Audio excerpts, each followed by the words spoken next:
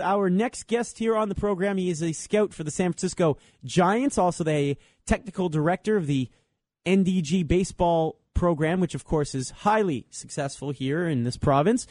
Welcome in our buddy, Ray Callari. Hey, Ray, what's up? Matthew Ross, what do you know, buddy? It's a loaded question. I don't know how to answer that one. What are you up to, my friend? You watching your team on TV? I'm just trying to coast here. We're just trying to coast, we're in the playoffs, just waiting to see who we play, and we'll take it from there. Now, what do you make of the Giants deciding not to bring back Melky Cabrera even when he's ready to go? I think that's a punishment. I think that they had, I think it's a question of ethics. That, they didn't bring him back, for whatever reason. I think the chemistry is there with our ball club, so you can't really change what's going on right now.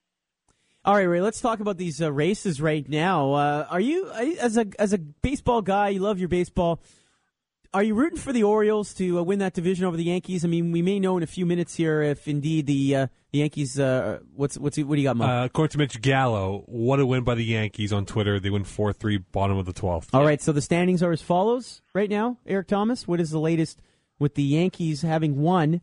Baltimore loses. Is that what, a game up? Yeah, Raul Ibanez gets the single to left, which wins after the tying game. it in the ninth. Yeah.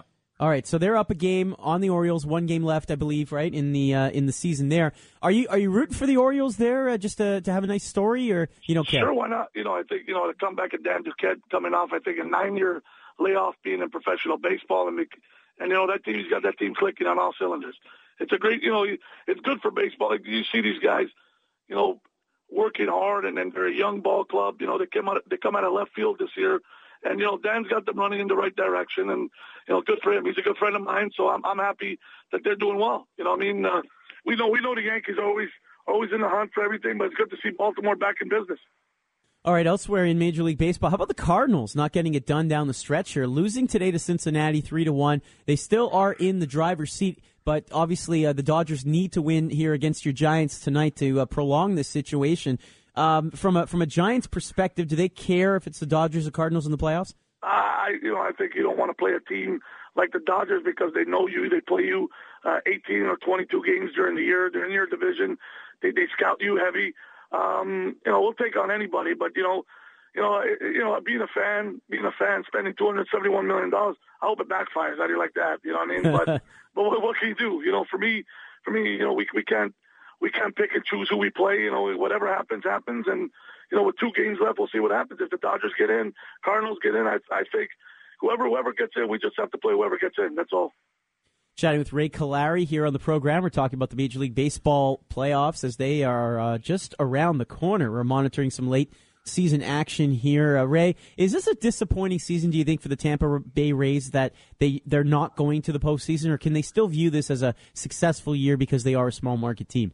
No, but small market team, they've done the best they can. They don't reload and go get the players. They're going with whoever they have. They don't go reload at midseason, or they're just going with their players that they got from the beginning of the year. And sometimes it's good, sometimes it's bad. But they got a good ball club. I don't think they're going to be good for years to come because they're still young. It happens. You got to in this day and age, you got to spend money to get to the playoffs. It looks like Hopefully, they can rebound and have a good year next year because they have good young players. They have a good manager and Joe Madden. They got a good ball club, and they're a small market, and they're doing a great job with that. Ray, what do you make of the Pirates? Another losing season, pretty much almost the same story as last year, except they faded, slightly later than last year. It's just, at the beginning of the year when we spoke, Matthew, halfway through the year, they were doing well. They were in the playoff race. Like I said, you want different teams every year in the playoffs, to have parity in the league. But the problem is it looks like every year it's the usual suspects. And you know what? Being an employee of the San Francisco Giants, I'm happy that we're one of the usual suspects. Yeah, obviously. Who's your MVP this year, Buster? I think National League MVP is Buster Posey. Yeah, shocker. And I think American League MVP, I think, is a no-brainer with Miguel Cabrera. Yeah, I wanted to ask you about that. We were talking about this off-air here in the studio. Miguel Cabrera certainly has a shot at the Triple Crown, which is just such an amazing feat and hasn't been done in so many years since he has. We all know about that. He's had a bit of a history off the field here. So not the model citizen that maybe you'd want as the spokesman for Major League Baseball, but at the same time, I kind of am rooting for him to do it because every generation needs a legend to look back on and say, hey, wow, you think that guy's good? Well, in my day, this guy went out and won the Triple Crown. Are you rooting for him to do it? Sure, and he's only 29 years old. He's got 341 home runs at 29 years old. Yeah, the guy's almost a Hall of Famer already, huh? Exactly, and you know what? To go out there and hit 43 home runs, close to 140 RBIs, and he's hitting 333, I think, at the moment. That's outstanding. It's that, you see these power hitters now, they hit 40, 50 home runs. They're batting 210, 220. This guy's getting, I think he got 4 hits yesterday, another 2 hits today, so he's on fire. You got to give it to him. 29 years old, playing a whole season and possibly playing in the shadows of Prince Fielder in Detroit. He was almost an afterthought, going into the year, and all of a sudden, boom, they were jockeying for position. Now they're in the playoffs. That's going to be a dangerous team to play with. All right, speaking of dangerous teams, how about what the Oakland Athletics have been able to do all year? You look at that lineup and you're thinking to yourself, huh, what? How are they able to do that? But give credit to the manager, give credit to the GM, Billy Beane, and give credit to the players in what they've been able to do this year. If not for a guy by the name of Mike Trout, Cespedes would be the Rookie of the Year in the American League, I think. Incredible year, bringing in a Cuban player. He had a bit of a stint on the DL, but he's been a phenomenal player for them. But even going out and getting Stephen Drew, a guy you're familiar with, having played in that division with the D-backs in the NL West, your thoughts on the patch job that the A's have been able to put together and now get them to the postseason? Finally Billy Beane with all the statistics and all that stuff, it's paying off, and cyber or whatever they use. Same thing with Theo Epstein. It's finally working out. They're a small market club. They're almost afterthought, them too, in the Bay Area, because we're having such success the last couple of years. For me, it's good to see that. And, the Bay Area is going to be rocking if they get into the playoffs, with San Francisco and Oakland.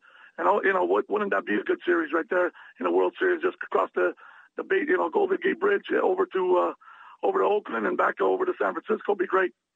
Yeah, just like 89, huh? Yes, sir. Yeah, obviously unfortunately for 89, it's too bad. It's the only World Series in that La Russa trifecta when they got to the World Series. But, everyone always thinks of the earthquake back then. But in any event, the Rangers, a team that we thought were just going to blow everyone out of the water as recent as a month ago. But it's been a bit of a challenge down the stretch. I'm of the mind that this isn't going to be a negative. I think it's going to help them get into the postseason, get their mind into playoff form already. And to me, Ray, you've won the American League twice in a row. You're the favorite going in for 3 years in a row. Oh no, they're the favorite, but do they want to become the Buffalo Bills of baseball? They went to the World Series 2 years in a row. 2 years going into the World Series as the favorite and coming up empty. I think they're the favorite and they're dangerous. They can hit. They can score 10 runs against anybody. The problem is their pitching going to hold up? Because last two years they've gotten into the World Series. Their pitching's collapsed. They can't. Bottom of the ninth. Cardinals come in. I think 2 years ago against the Giants, and not being biased, I think we just manhandled them. We had enough pitching. Josh Hamilton, I think went 1 for 11 with an RBI, and it was a ground out to second base. So, if they get good pitching, they're going to be dangerous. And obviously, I think they're the front runners.